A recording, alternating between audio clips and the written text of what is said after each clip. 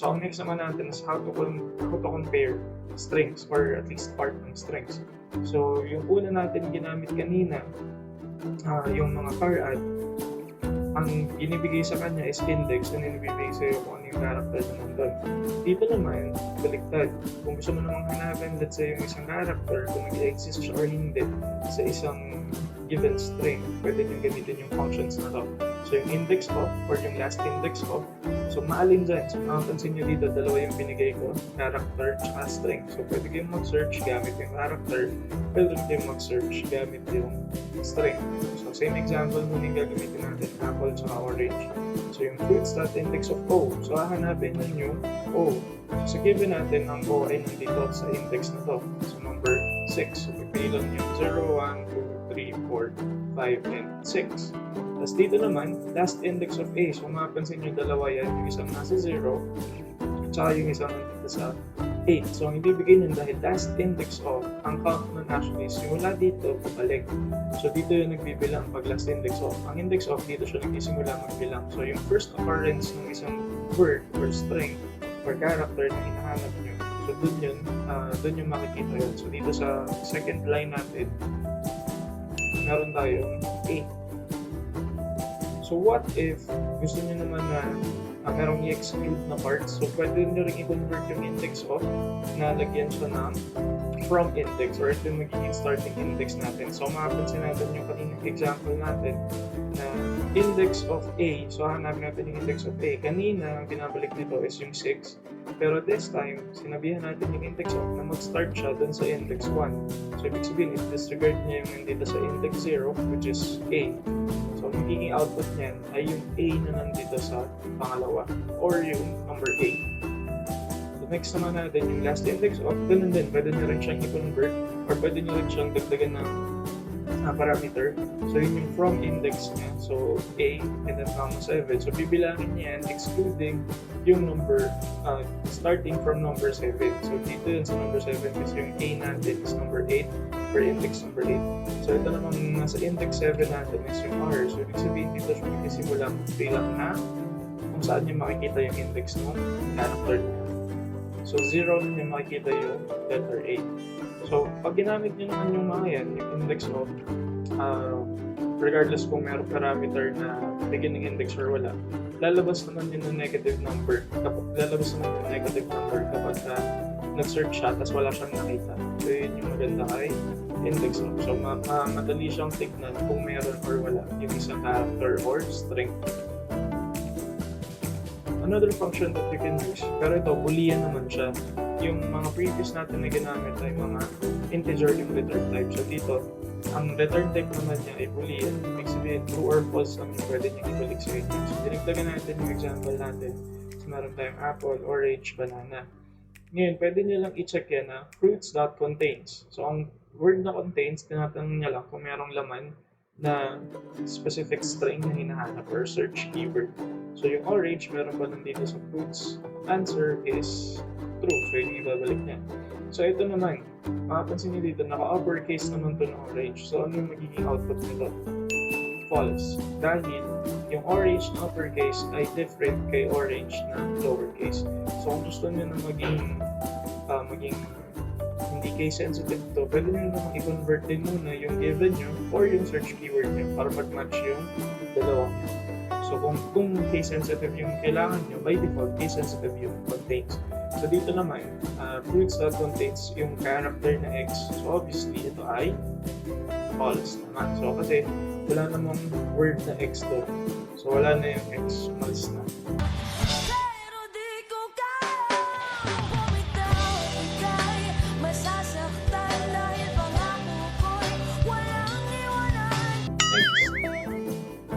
Punta naman tayo dito sa paano mag-replace ng characters or substring sa isang string. So, meron tayong dalawang, actually tatlo to. So, di naman sa dalawang example natin. So, string replace. So, ang parameters naman natin dito ay yung character sequence. So, regardless kung character or string yung gagamitin nyo, kahit ulit doon pwede. So, ito yung example natin. So, ito, string yung ginamit natin dito na given. So, makapansin nyo yung given natin is I like doing programming. So, ito, fruits.replace like or overlap. So, pinatol lang natin yung laman ng string natin na nandito. So, hahanapin nyo yung word na to. So, yung like dito, and then papalitan nyo nito. So, ito yung target, and then ito yung replacement. So, yun yung magiging output niyan. So, that's sa pangalawa naman, mapapansin nyo, it replaces the first instance. So, pero, ang kakaiba dito sa replace first, pwede actually kayong gumamit ng regular expressions. So, meron tayong topic regarding sa regular expressions. Pero maglalagay ako ng basic example after ng slide nito. So, ito yung example ulit natin. So, programming. And then, i-convert natin yung programming into sleeping. So, replace first. So, ibig sabihin from the word replace first, yung first occurrence ng word na yun, yung papalitan natin or character or such keyword. So, kaya magiging sleeping, programming, yung magiging output natin for this line. So, yung next naman natin dito is string replace all. Similar with replace first, yung isa sa mga parameters niya is tumatanggap ng regular expression. So, gagawin mo natin ulit itong basic na parehong string. So, pwede nyo itong gamitin din. So, basically, pag dalawang string yung nilagay yung parameter or dalawang character, gumawa lang siya ng simpleng function na replace. Ganun din lang, sleeping. And then, kung gagawin naman natin ngayon dito yung regular expression. So, ang example natin dito, yung first parameter natin sa regular expression. Ibig sabihin nito, yung square bracket, AI, ibig sabihin kung ano yung mga characters na yan na nasa loob ng square bracket, yun yung i-replace nito string or character na pinoprovide ko dito. So, yun yung kinagandang i-replace all compared kay replace. So, pwede kayong gumawa ng regular expressions. So, may output nyo is ganito. Ayan, masyado ng pabebe yun. So, yung next naman natin na gagawin ay replace all, pero magkaiba naman na regular expression din. So, ito, same example dun sa kanina. So, ito ay kung ano yung included na characters dito sa loob. So, makikita nyo naman, wala naman tayong AEI na magkakasama dito, di ba? So, kung replace lang yan, AEI, wala yung square brackets, ibig sabihin yan, lahat ng may AEI, yun yung papalitan niya. Pero dahil ang square bracket yan for regular expression, ang gagawin niya, lahat ng characters inside, mapapalitan. So, ito nga yung gamit niya. Makapansin nyo dito, yung letter E, yung letter A, yung letter I, lahat yun na wala. Naging X na. So, dito naman, yung other way around is may nakalagay tayo dito na exponentation. So, ang gagawin naman natin doon, pag merong nakaganyan sa regular expression nyo, ibig sabihin, yung mga hindi kasali sa given. So, mababaliktad. Yung AEI ngayon, yung matitira dun sa given natin. So, yun na yung papalitan ng X naman natin. Yan na lang yung matitira. I.e. Yan lang. So, ito na sa mga importante ginagamit kapag nag-string kayo. Regardless sa kahit sa ang system program na gagawin is to compare values.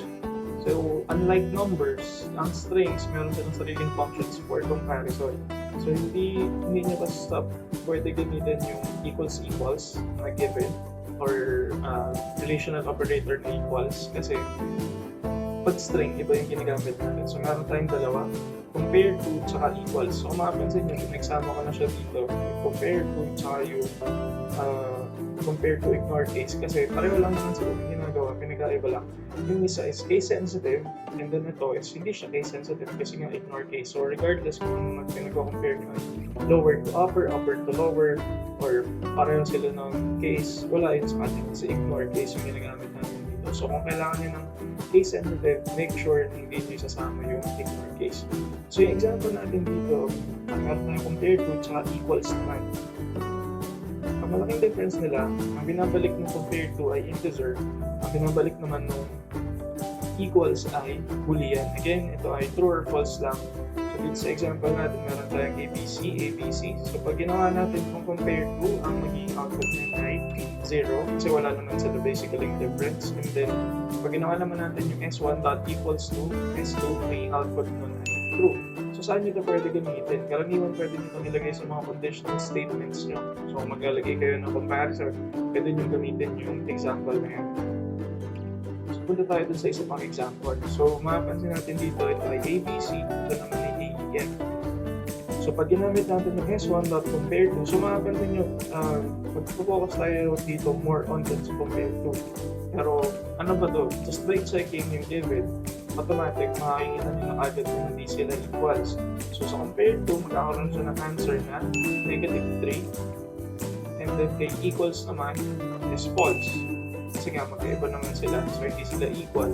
Again, we are using compare to tsaka equals, ibig sabihin case sensitive to. So kung given ko man dito ay ABC tsaka ABC na naka-lowercase, so pareho sila na magpo-false. Kasi nga, magkaiba sila ng cases. So sa given naman natin dito, so meron tayong given 1, 2, 3, 4, 5, 6. So mag-assign tayo ng number dito. Pero ang sa mga pwede nyo imagine dito is yung ASCII na equivalent ng mga characters natin.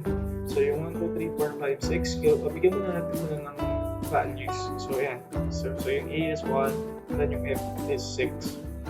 So meron tayong ABC.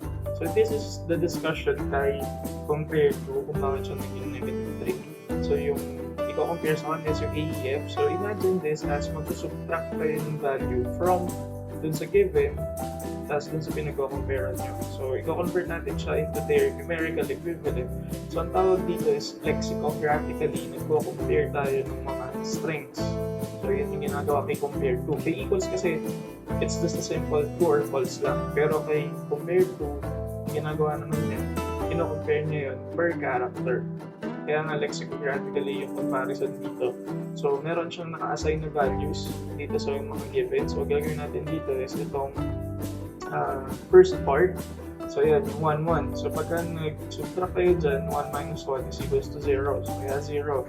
Ngayon ang tanong, saan nanggaling yung negative 3? So baka iniisip natin, dito siya galing sa 3 tsaka 6. Actually, hindi yun galing. Dito yun galing sa 2 tsaka 5.